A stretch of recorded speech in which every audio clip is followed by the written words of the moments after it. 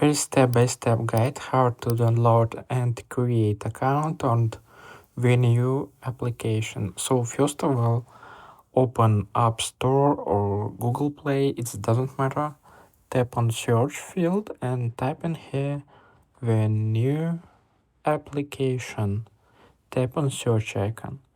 After that, tap on this application right here and tap on get button right here.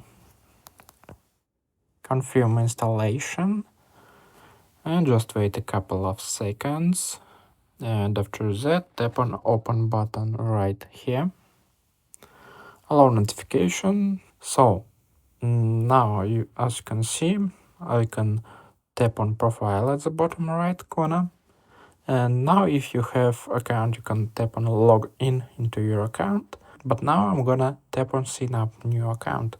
Typing my name, Sergey, email, and password.